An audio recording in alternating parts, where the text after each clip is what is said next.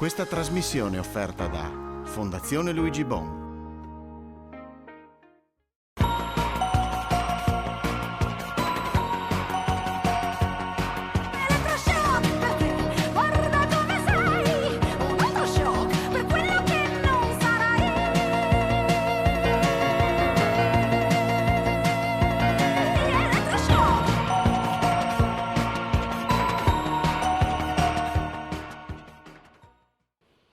A tutti voi buonasera e ben trovati a questa nuova puntata di Elettroshock che affronta il tema delle prossime sfide che attendono il mondo del lavoro e il mondo della scuola. Due ambiti assolutamente non separati che anzi dialogano sempre di più, sempre più intensamente, arrivando anche a risultati concreti. E del dialogo tra questi due mondi ha parlato anche il Premier Mario Draghi nel suo discorso programmatico in Senato.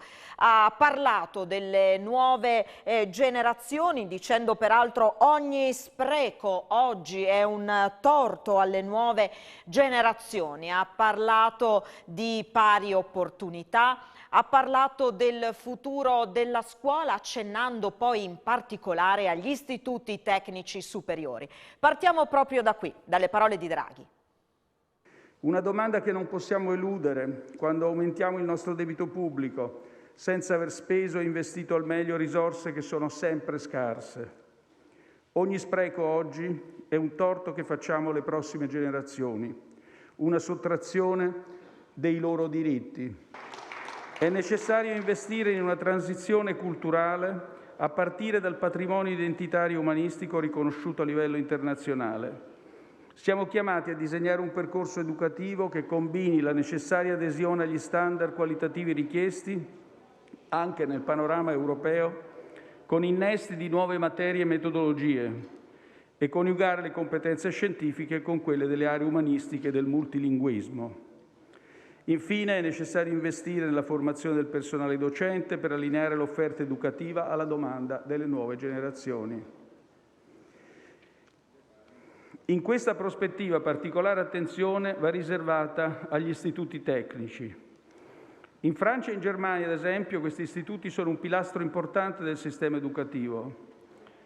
È stato stimato in circa 3 milioni nel quinquennio 2019-2023 il fabbisogno di diplomati di istituti tecnici nell'area digitale e ambientale. Il Programma Nazionale di Ripresa e Resilienza assegna 1,5 miliardi agli istituti tecnici, 20 volte il finanziamento di un anno normale pre-pandemia. Una vera parità di genere non significa un farisaico rispetto di quote rosa richieste dalla legge.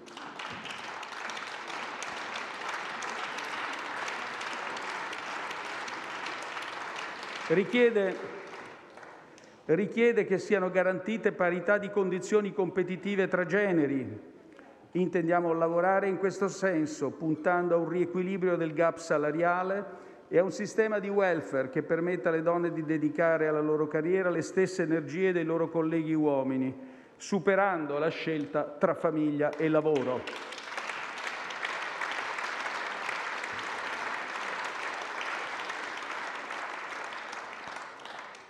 Gli spunti del discorso di Mario Draghi rappresentano un po' il filo conduttore di questa puntata.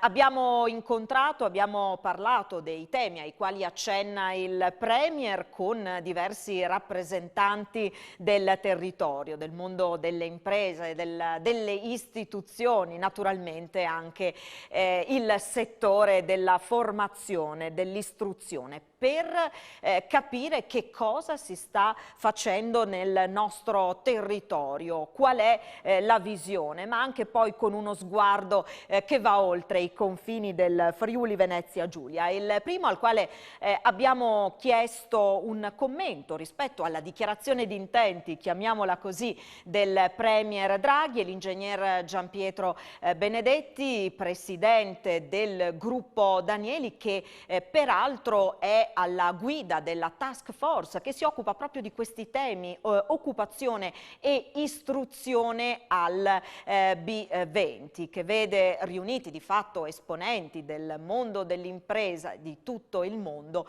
che sono chiamati proprio ad esprimersi su questi temi, a dare delle indicazioni concrete, pratiche alla politica in vista del G20. Sentiamo che cosa ci ha detto l'ingegner Benedetti.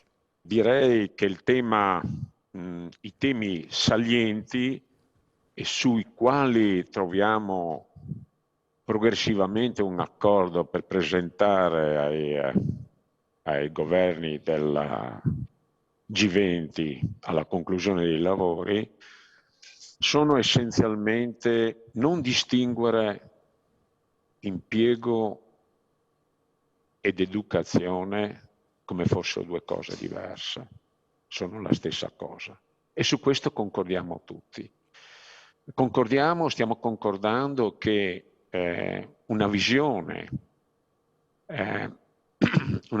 della regione o del paese di sviluppo con le guidelines principali che tengano conto delle caratteristiche, delle attività eccellenti che ci sono già nella regione o nel paese, sono il punto di inizio per organizzare un orientamento che attualmente è latente, un orientamento alla scuola, agli studenti, alle famiglie, per supportare l'evoluzione di queste attività già esistenti e soprattutto di quelle che sono proiettate nel futuro. Ecco, l'orientamento è una cosa che va assolutamente perfezionata perché fa studiare ai ragazzi cose che poi alla fine non possono essere utilizzate. È un impegno di tempo e di risorse della società e del futuro e della vita di questi ragazzi che poi si trovano a fare qualsiasi cosa altro, anche cose che non danno valore aggiunto agli studi che hanno fatto. Quindi questo è da evitare, l'orientamento va assolutamente impostato e la collaborazione tra politica, imprese e scuola deve essere un qualche cosa di concreto, reale, dove vede le tre parti impegnate all'orientamento e all'educazione vista per il futuro, che è anche il futuro delle aziende, perché senza i lavoratori, la manodopera, i colleghi che hanno una preparazione necessaria per poter competere e dare valore aggiunto, è un preludio alla decadenza e comunque alla non competitività e quindi all'emigrazione dell'attività, non solo delle persone, ma anche l'emigrazione delle attività.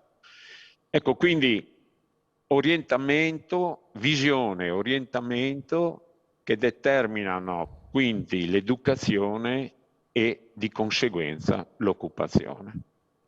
Mi ha impressionato tra l'altro molto il collega cinese che è il vicepresidente degli industriali cinesi, molto concreto, e che ha usato l'espressione in inglese to walk to work.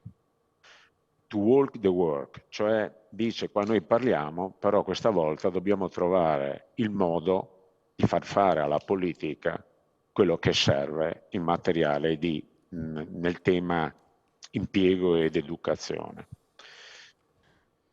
Un dialogo importante, quello tra il mondo del lavoro e il mondo dell'impresa, che deve portare a risultati concreti e trasversali. Sentiamo l'assessore regionale del Friuli Venezia Giulia al lavoro e alla formazione, Alessia Rosolen. Assessore Rosolen, partiamo da alcuni spunti che derivano dal discorso programmatico del Premier Draghi, che ha parlato in maniera specifica del mondo del lavoro e della scuola e ha indicato i giovani e le donne come le priorità, le categorie più penalizzate dalla crisi, quelle dalle quali ripartire. Si parla molto del legame tra il mondo del lavoro e il mondo della scuola e ci sono dei risultati concreti del dialogo che finalmente è cominciato e che sta portando dei risultati concreti. Ci sono dei risultati concreti e dei risultati trasversali che legano il mondo dell'impresa e il mondo della scuola però io ritengo in maniera importante anche al mondo della formazione, dell'università, dell'alta formazione e a quello dei tecnici superiori. Io credo che l'Italia dalla crisi del 2008-2011 abbia capito due cose fondamentalmente. Uno è il ruolo delle politiche attive nel mondo del lavoro, che significa formazione fondamentalmente, che significa dare lo strumento per entrare in un mondo che cambia in continuazione, e abbia capito che bisogna investire finalmente sulla scuola, sull'università e sul mondo della formazione, perché senza la creazione delle figure che alle imprese servono, evidentemente nemmeno le imprese riescono ad andare avanti. Ed ora le impressioni del dirigente scolastico dell'ISIS Malignani di Udine, Andrea Carletti, che fa riferimento all'autonomia scolastica come opportunità di poter fare nel territorio delle sperimentazioni. Il neo Presidente del Consiglio ha detto cose importanti sulla scuola, ci ha fatto tremare le gambe quando ha parlato di 1,5 miliardi agli istituti tecnici, ma in realtà si riferiva agli ITS, e comunque c'è un'attenzione rinnovata per quello che è l'iniziativa delle scuole. Sul piano nettamente legislativo esiste un attributo delle scuole che si chiama autonomia scolastica, che è l'autonomia di poter sperimentare, di poter progettare, di poter integrare, di potersi muovere sul territorio, ed è quello che stiamo facendo. Ed è un ottimo segnale il fatto di poter avere risultati con queste metodiche. Tornando al mondo dell'impresa, vi proponiamo ora le parole di Sergio Barella, amministratore delegato della Brovedani di San Vito al Tagliamento e anche presidente di Comet, il cluster della metalmeccanica del Friuli Venezia Giulia. I giovani preparati, dice, sono un'arma vincente per le aziende del territorio. Finalmente questo tema viene portato alla massima attenzione, perché è la chiave per un paese manifatturiero come l'Italia, per la nostra regione in particolare, è la chiave del futuro, altrimenti senza le competenze necessarie nella manifattura del futuro e la meccanica in primis, che è una delle filiere strategiche di questa regione, senza la creazione di queste competenze che avviene attraverso appunto gli istituti tecnici, attraverso gli ITS, e in questa regione ne abbiamo alcuni di assoluta eccellenza a livello nazionale, è fondamentale il loro sostegno, che deve essere appunto da parte pubblico oltre che da parte delle imprese, come già avviene oggi. Ci fermiamo per la pubblicità, ritorniamo tra poco per parlare più nel dettaglio di formazione.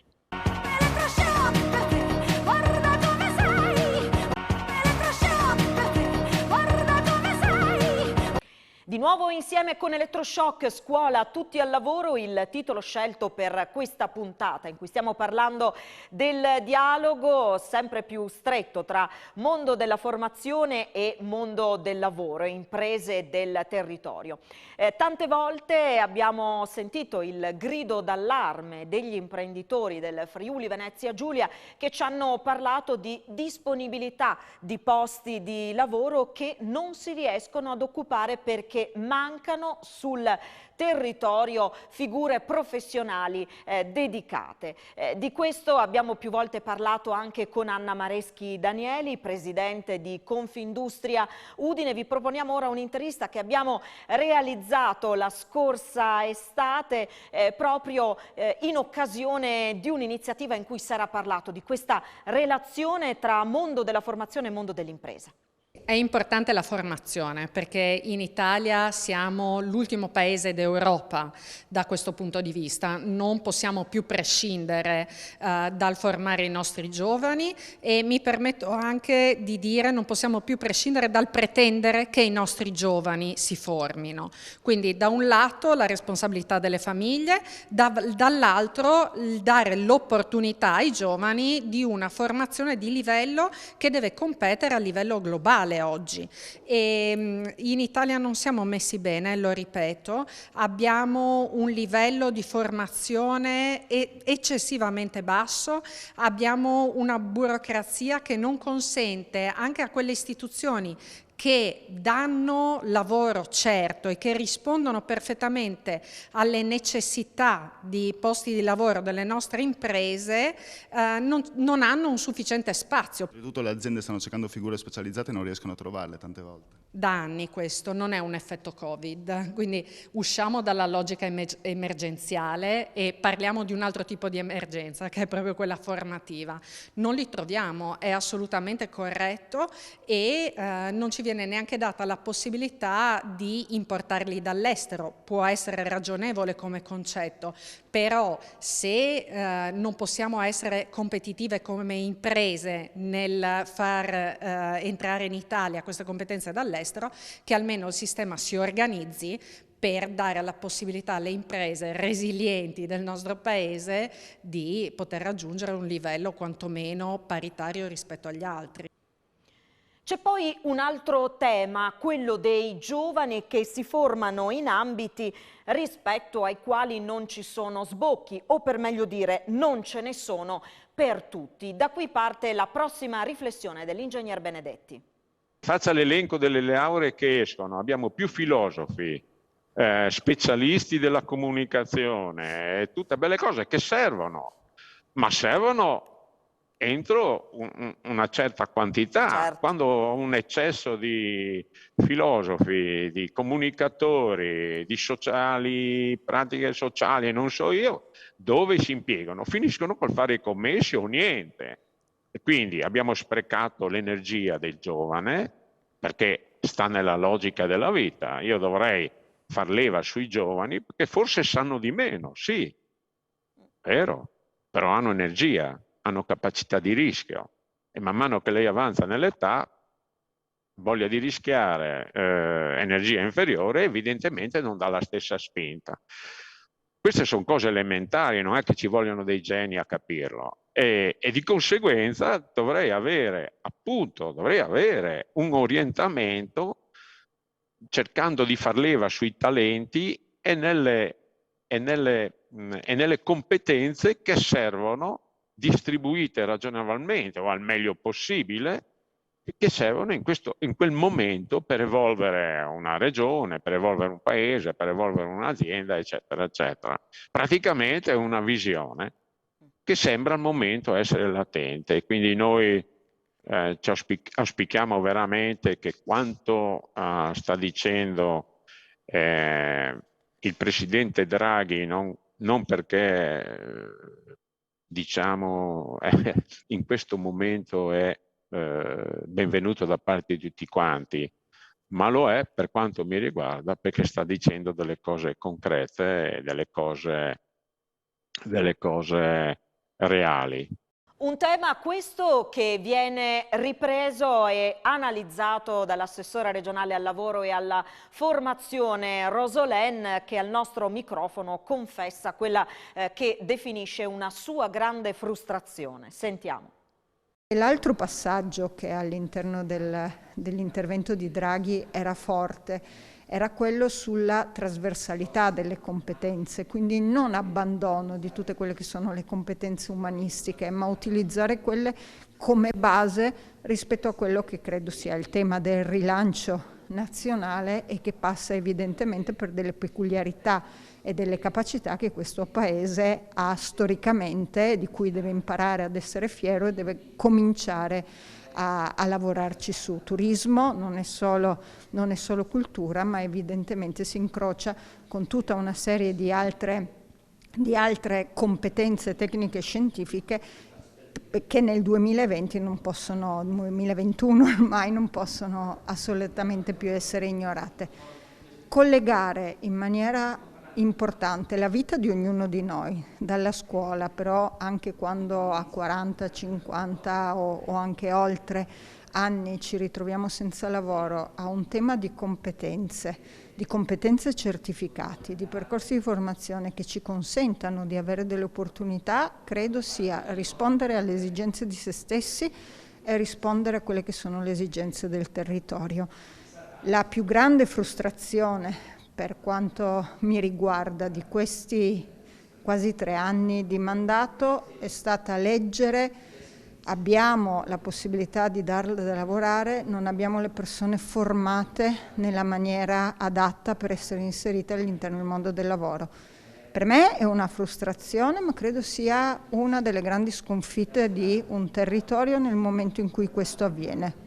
In Friuli Venezia Giulia forse non avviene quanto avviene nel resto del territorio nazionale, perché si è sempre investito in questo settore, però credo sia il gap fondamentale oltre il quale dobbiamo andare, esattamente come l'attenzione nei confronti dei giovani e delle donne, che non è un dato semplicemente di genere, che è un dato sociale su cui questa regione in realtà sta cercando di investire sin dal momento del suo insediamento, mettere insieme temi e termini come famiglia, conciliazione, superamento del gender gap, significa dare una visione complessiva a un tema che prima veniva affrontato solo in termini di maschio-femmina. Sapere che deve esistere un sistema complessivo nel quale chiunque di noi si inserisce, giovane, anziano, è credo una visione che sta premiando questa regione, la sta premiando per quelli che sono tutti i dati che stanno emergendo a livello nazionale, penso alla Banca d'Italia, penso all'Istat, penso ai dati che sono usciti dalla CGIA di Mestre, che hanno dimostrato che siamo stati capaci, con difficoltà e sicuramente ancora non al completo, di cercare di dare risposte in maniera trasversale a tutti questi problemi, esattamente come ai lavoratori che in qualche modo sono tutelati dagli ammortizzatori sociali, cercando di trovare risposte per quelli che dagli ammortizzatori sociali non sono tutelati. Credo questo sia il passaggio obbligatorio di un paese e di conseguenza di questa regione. Tornando alle riflessioni del Premier Draghi in tema di pari opportunità, vi proponiamo di nuovo le parole di Benedetti, che dice in sostanza dobbiamo superare, dobbiamo archiviare le questioni di genere, devono contare talento e merito. Vede che anche Draghi, il Presidente Draghi, ritorna sul tema facciamo fare quello che serve, facciamo studiare quello che serve, e quindi significa che io studio in relazione a una visione, a uno sviluppo, a un progresso e anche alle attività che hanno un futuro e sono forti nella regione o nel paese dove opero. Parla in sostanza anche dell'orientamento, che poi, come dicevo, alle donne, agli alti e ai bassi venga data le stesse opportunità. Penso sia un fatto evidente, necessario, anche perché con la natalità che abbiamo, diciamoci francamente, dobbiamo far lavorare tutti bene e tutti nel miglior modo possibile in relazione per far leva sui talenti che ognuno ha. Sì, quindi io penso che non ci sono discussioni sul tema. A parte l'empowerment, women empowerment a cui lei accennava, che poi mi fa sorridere tra l'altro, no? Perché i vice chairs nel nostro team sono per lo più donne. Mi trovo a parlare con la Julie Sweet, CEO Accenture, organizzazione di più di 500.000 persone, ed è una donna. Parlo con la tedesca Renate, vicepresidente degli industriali tedeschi, è una donna. Cioè praticamente sono circondate da donne, quindi quando parliamo dell'empowerment femminile lo vedo un po' come una cosa vecchia, almeno nel nostro contesto. Diciamo che anche qui donna, uomini alti, bassi, eccetera, deve valere il talento e il merito, a prescindere da altre discussioni che lasciano il tempo che trovano. E mi accorgo, abbiamo avuto un intervento ieri da una signora dell'Arabia Saudita. È ovvio che questo questo dibattito sull'empowerment femminile o comunque sull'inclusione, a prescindere dal gender, razza e così via, varia da paese in paese. Probabilmente può essere più sentito in Arabia Saudita, può essere più sentito in alcune regioni italiane ovviamente, no? Ma è uno dei temi che non può essere classificato in orizzontale, va un momentino aggiustato e intervenuto in relazione diciamo, al progresso, non so come chiamarlo, anche culturale del paese, della regione, della nazione, dell'area. Non hanno tutti quanti le stesse problematiche, questo è ovvio. Ed ora una pausa per la pubblicità, subito dopo entreremo nel vivo del tema ITS, gli istituti tecnici superiori dei quali ha parlato nel suo discorso programmatico il Premier Mario Draghi. A tra poco.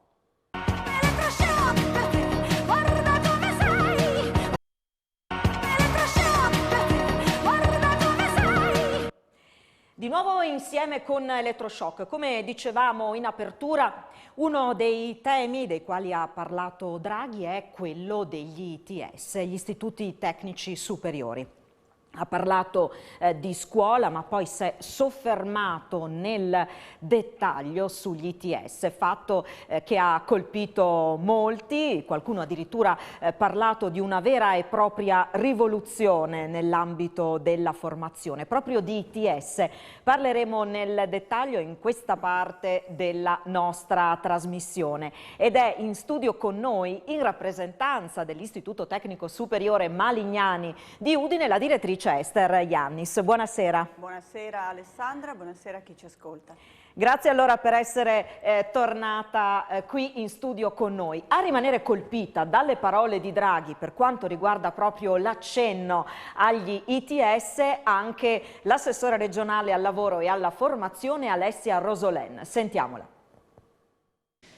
Ho apprezzato in particolar modo, ma non perché sia stato fatto solo su questo, perché per me, ripeto, il tema è trasversale, il passaggio sugli ITS.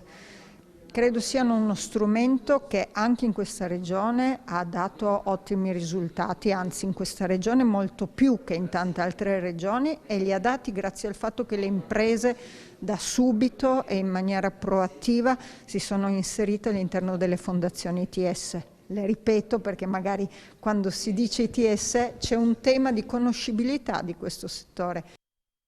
Ecco, partirei proprio da qui, un problema di conoscibilità e anche qualche confusione sulla denominazione, sulla quale si sta peraltro discutendo. Lo stesso Draghi ha parlato di istituti tecnici nel suo discorso in Senato. Allora, inquadriamo intanto gli istituti tecnici superiori, raccontiamo in breve che cosa sono, che cosa propongono. Allora, gli istituti tecnici superiori nascono nel 2010 e iniziano i loro corsi nel 2011 in tutte le regioni d'Italia.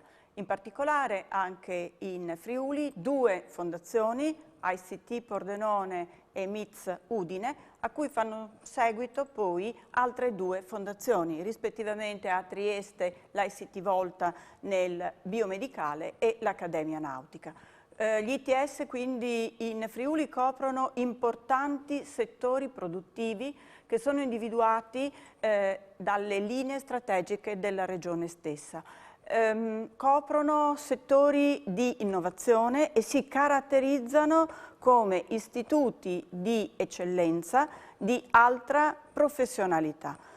Coniugano un modello organizzativo e didattico completamente diverso da quello fino ad ora esistente. Il post-diploma terziario fino al 2010 in Italia era costituito solamente dall'università e dai corsi delle accademie. Con il 2010, la grande rivoluzione, abbiamo anche in Italia una formazione professionalizzante che vuole costruire dei saperi operativi.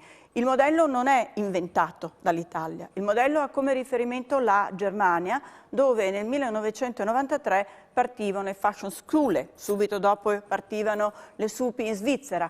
un modello in cui le aziende sono coinvolte per individuare le competenze in uscita necessarie per costruire insieme agli ITS le competenze dei docenti necessarie per realizzare questo percorso innovativo e che sono vicine poi ai ragazzi accogliendo negli stage per promuovere la cultura del lavoro. Questo per inquadrare gli istituti tecnici superiori. Ne abbiamo parlato, l'abbiamo coinvolto più volte questa sera con l'ingegner Benedetti, che oltre a essere presidente del gruppo Danieli è anche presidente della Fondazione MIZ. Abbiamo parlato con lui proprio degli ITS, partendo da un concetto che è quello del saper fare. Sentiamolo. Penso che stavo riflettendo che siamo anni che come ITS stiamo anche discutendo come il fatto di una laurea breve sia opportuno che passi per l'ITS, per gli istituti tecnici, perché è una laurea, un diploma di laurea che è caratterizzato dal fare. C'è un collegamento stretto tra la competenza e il fare. Fare che nell'università non si fa, e l'ingegnere diplomato da università arriva che non ha questa competenza, questa conoscenza, questa motivazione del fare e quindi richiede un tempo di inerzia per entrare in palla con l'attività, diciamo, molto più lungo di un diplomato ingegnere che esce da un ITER, Istituto Tecnico ITS. E allora, da un lato le competenze, dall'altro l'orientamento al fare. Diceva l'ingegner Benedetti, dobbiamo fare questo ragionamento, la laurea breve deve passare per l'ITS. Io credo che senz'altro siano necessarie competenze alte di saperi teorici, quelli che sono forniti dall'università, ma che sia necessario alle aziende in questo momento in particolare di cambiamento e di innovazione dei saperi operativi. Quello che ritorna da tutte le fondazioni è che i tecnici superiori, questo è il titolo MIUR che viene rilasciato al termine dei 2 anni, sono immediatamente inseribili, spendibili nel mondo del lavoro e hanno insieme competenze teoriche di base e insieme quella capacità di operare, di fare, maturata anche attraverso particolari modalità didattiche che portano i ragazzi a realizzare prototipi e prodotti reali, accettare sfide che vengono dalle aziende, sfide reali. E a proposito di aziende, si parlava appunto del ruolo importante che hanno negli ITS le imprese, gli imprenditori che appunto credono negli istituti tecnici superiori e danno un contributo che è importante. Proporrei adesso il contributo, l'intervista realizzata a Sergio Barel che fa chiarezza proprio su questo aspetto. Oltre ad essere amministratore delegato della Brovedani di San Vito al Tagliamento è anche presidente di Comet, il cluster della metalmeccanica del Friuli Venezia Giulia, settore appunto che, come sentiremo anche dalle parole di Barel, può beneficiare proprio delle professionalità che nascono all'interno degli ITS. Sentiamo. Il rapporto è, direi, buono in questa regione in modo particolare tra gli istituti tecnici, gli ITS, c'è un stretto collegamento con il mondo industriale, non dimentichiamo che gli ITS sono di emanazione e di proposta da parte del mondo industriale, quindi e noi stessi ne abbiamo molti ragazzi che arrivano da noi, fanno lo stage e poi spesso rimangono in azienda ed è su quelli su cui facciamo leva per fare tutto questo grandissimo cambio tecnologico, chiamiamolo digitalizzazione 4.0, per riuscire a portare dentro l'impresa tutte queste nuove tecnologie. Quindi sono la leva fondamentale per questo cambio tecnologico. Sono esperienze in cui i ragazzi fanno alcuni mesi nelle nostre imprese durante il normale percorso di formazione, nel primo e nel secondo anno degli ITS e poi e poi mi lasci dire che ce li rubiamo. Hanno un tasso di occupazione una volta diplomati pressoché del 100% il giorno del diploma, di questi, diciamo, i ragazzi dei nostri ITS in regione, proprio perché mancano queste risorse formate. Quindi fanno parte oggi, diciamo, di tutte le nostre nuove leve che abbiamo in azienda, che vanno a ricoprire anche in maniera molto importante e molto veloce ruoli fondamentali nelle nostre imprese. Ecco, ripartirei proprio da questo concetto, un tasso di occupazione al 100% al momento del diploma. Aggiungerei, molto spesso i ragazzi hanno una o più promesse di lavoro ben prima del diploma, anche perché le fondazioni utilizzano altri strumenti di politica attiva che sono in modo particolare i contratti di apprendistato di terzo livello. Quindi l'ultimo anno, gli ultimi 6 mesi, i ragazzi possono studiare e contemporaneamente essere presenti in azienda, incrementare le loro competenze nel fare reale, percependo anche uno stipendio regolare da contratto di alto apprendistato. Quindi direi fondamentalmente che potessimo avere un numero più alto di studenti, laddove io guardo con preoccupazione al dropout dell'università, ma perché non tutti i ragazzi, non tutti noi abbiamo la stessa modalità di apprendere e qualche volta non siamo portati per studi teorici, ma più in maniera operativa sul fare. Un'ultima cosa. Quando parliamo soprattutto di meccatronica all'interno delle testimonianze di questi 2 imprenditori di eccellenza, spontaneamente io sono convinta che a casa si pensi a ragazzi, a maschi.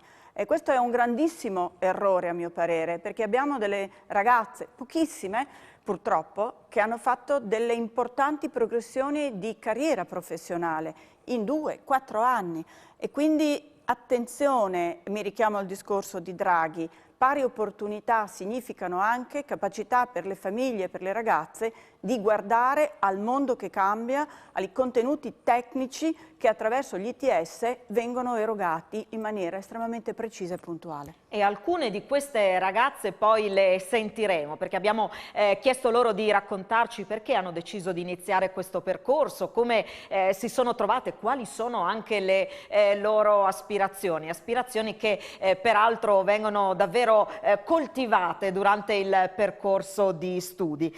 Prima però ritornerei dall'ingegner Benedetti perché diceva Draghi a proposito degli istituti tecnici superiori c'è la necessità di un cambio di passo, di una riorganizzazione e anche qui nel nostro territorio dove ricordavamo le fondazioni sono 4, si stanno facendo dei ragionamenti. Di fatto si parla di gioco di squadra perché ci sono gli ITS, ci sono le aziende, le imprese del territorio, ma ci sono anche le università. Sentiamo l'ingegner Benedetti.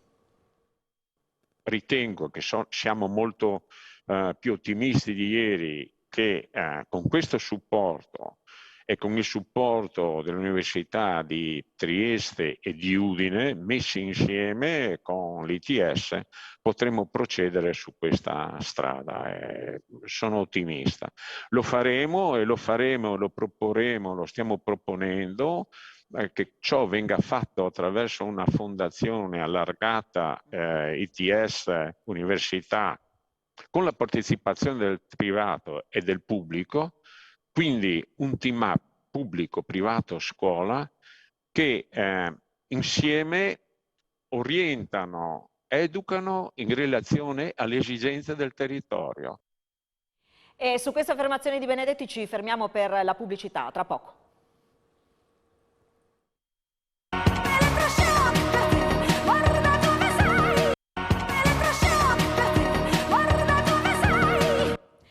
Di nuovo insieme con Elettroshock, scuola tutti al lavoro, il titolo di questa puntata. Come dicevamo prima della pubblicità, siamo andati a raccogliere le testimonianze di alcuni studenti, anzi di alcune giovani studentesse di ITS. Lo abbiamo fatto proprio questa mattina in un'occasione particolare. C'è una parola che è ritornata più volte nel corso di questa puntata che è merito. Che cosa è successo questa mattina? Allora, questa mattina vi è stato l'incontro tra la vicepresidenza presidente della delegazione friulana Aida per consegnare delle targhe alle 3 ragazze del MIZ che grazie alla loro carriera brillante, positiva durante la scuola secondaria di secondo grado e grazie agli esiti brillanti della prova di selezione di ingresso ai corsi MIZ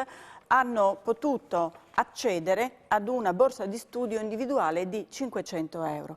Il MIZ ha scelto di privilegiare le ragazze più giovani, quelle che sono state più coraggiose e più aperte alla sfida rispetto ad esempio alle splendide ragazze del secondo anno, proprio per confermarle e per dire che crediamo in loro e che siamo vicine a loro.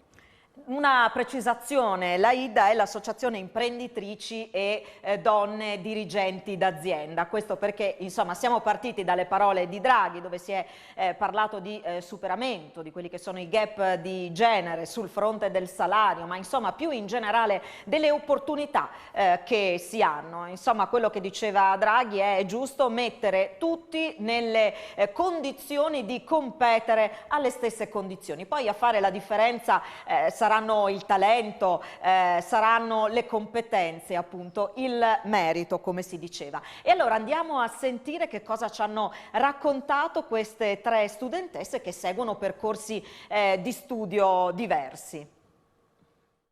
Mi chiamo Nicole Magnan e ho scelto il corso di Video Strategist. Mi chiamo Elettra Del Pin, ho scelto il corso di progettazione arredo navale e nautico. Io sono Alison Lorandi e frequento il corso come tecnico superiore per l'automazione e sistemi meccatronici, indirizzo Additive Manufacturing. Ho scelto il corso di Video Strategist principalmente per continuare il percorso iniziato al liceo artistico e perché sono molto interessata al cinema. Ho scelto il corso di progettazione arredo navale e nautico perché era l'unico che mi dava la possibilità di studiare l'arredamento, che è la mia passione, e avere anche una connessione con le aziende del territorio per poi trovare un lavoro, un po' una corsia preferenziale. Ho scelto questo corso perché ho iniziato con le basi di disegno tecnico in un'officina di meccanica di precisione e ho deciso di seguire questa strada lungo la progettazione e le nuove tecnologie. E quando sarà finito l'ITS, dove ti vedi? Dove vorresti andare a lavorare? Una volta finito spero di entrare in un'azienda appunto cinematografica e lavorare principalmente nel backstage. E principalmente penso una delle aziende associate al MIZ, quindi per dire la Fincantieri, sempre nell'ambito della progettazione dell'arredo navale, e se no continuare l'università con l'ultimo anno, che è un'opzione che appunto il MIZ offre, e trovare un altro impiego però sempre nell'arredo. Seguendo le strade fatte alle superiori, possibilmente in un'azienda che sviluppa verso l'indirizzo aerospaziale, avendo frequentato un tecnico aeronautico, o comunque un'azienda in cui l'automazione va via via crescendo. Insomma, qui che pare di capire che l'entusiasmo non manchi affatto. Non manca affatto, è una delle caratteristiche che noi ricerchiamo nei nostri giovani e nelle nostre giovani e che cerchiamo poi di alimentare, perché anche questo è il nostro compito, sia mettendo a loro a disposizione strumenti per il lavoro, mettiamo in comodato dei PC, kit per poter sperimentare l'additive manufacturing. E anche queste iniziative sono un'occasione per metterla a contatto con la realtà. Avevamo 2 speciali giornalisti, o meglio video maker, che registravano tutta la giornata di oggi che verrà poi pubblicata sul nostro sito. E quindi anche questo è sfida.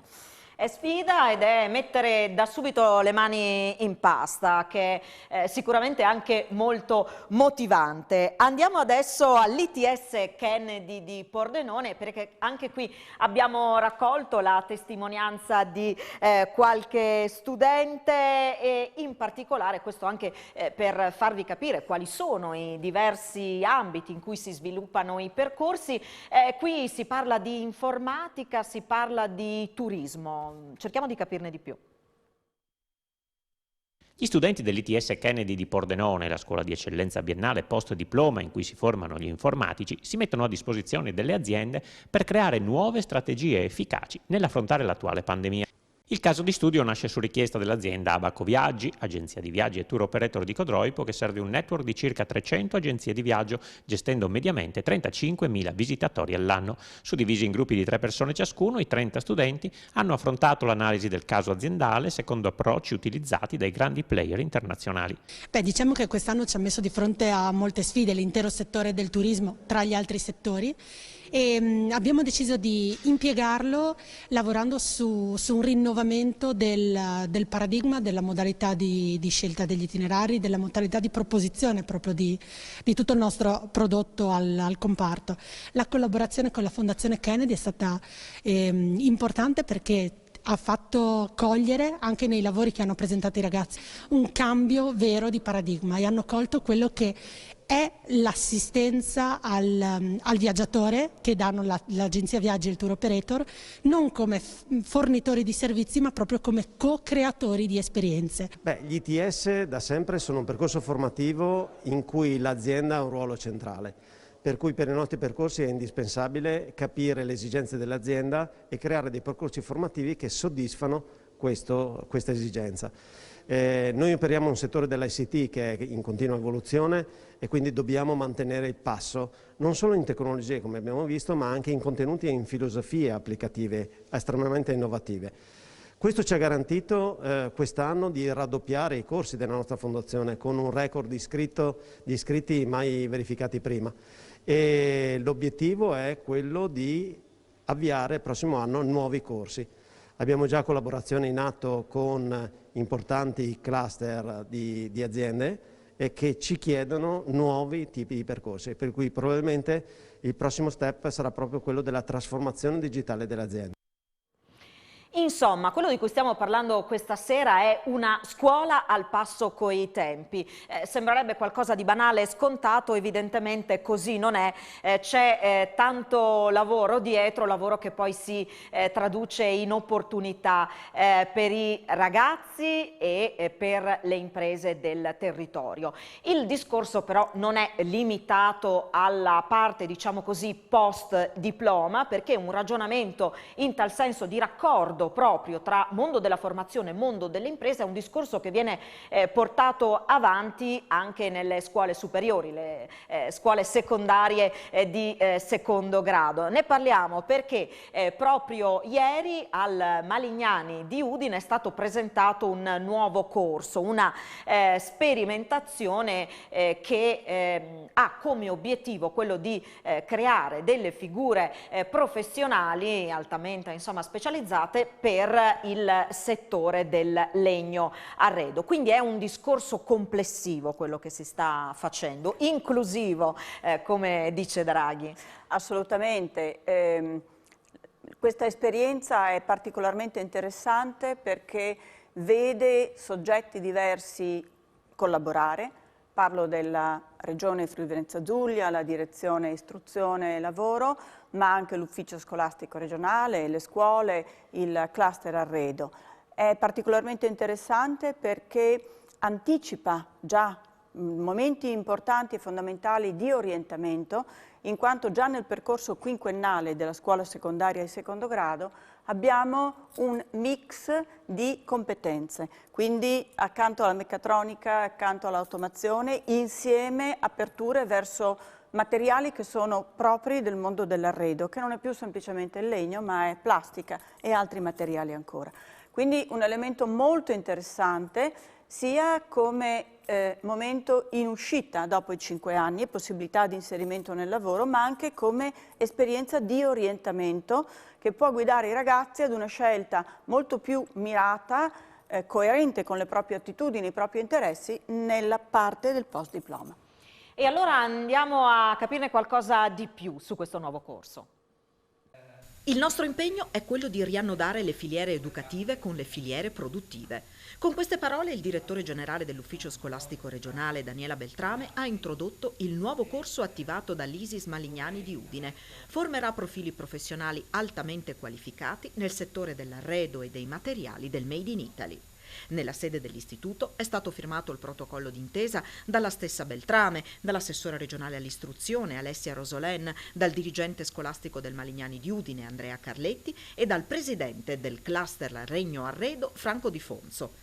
Il settore presenta un fatturato da 3,4 miliardi di euro l'anno, ovvero il 14% dell'intero fatturato manifatturiero regionale, e nel Friuli Venezia Giulia impiega 20.000 addetti in 2.500 aziende. Imprese del settore del legno arredo lamentavano e lamentano ancora la mancanza di figure che si affianchino e che si atteggino nei confronti delle nostre aziende. Questo nuovo corso porterà sicuramente i giovani a avere delle prospettive diverse e le aziende ad avere questa possibilità di assumere delle figure orientate già da subito a quelle che sono le esigenze delle nostre imprese. Il corso si caratterizza per una forte impronta trasversale, la possibilità di stare molte ore all'interno di un laboratorio, degli inserimenti come quello di sistemi automatici. Avremo quindi progettazione delle macchine a controllo digitale e infine delle tecnologie dei materiali. In questo senso avremo un diplomato tecnico che ha una grande flessibilità e speriamo una elasticità mentale, che è quello che le aziende cercano. Siamo arrivati alle battute finali di questa puntata di Elettroshock. Una considerazione: scuola tutti al lavoro è il titolo che abbiamo scelto per questa puntata, un lavoro di qualità. Un lavoro di qualità, un lavoro di soddisfazione, l'abbiamo sentito nelle parole delle giovani studentesse MITS. Un lavoro che realizzi i giovani, e in questo ritorniamo nuovamente ad uno dei passaggi del discorso di Draghi. Dobbiamo dare ai ragazzi quello che forse fiducia, ottimismo, capacità di credere nelle proprie attitudini, che forse non sempre è stato fatto nel passato. Grazie allora a Ester Iannis per essere stata con noi, direttore del MITS, l'Istituto Tecnico Superiore Malignani di Udine. Grazie ai tecnici in regia e a voi che ci avete seguito da casa. Alla prossima, arrivederci. Bene.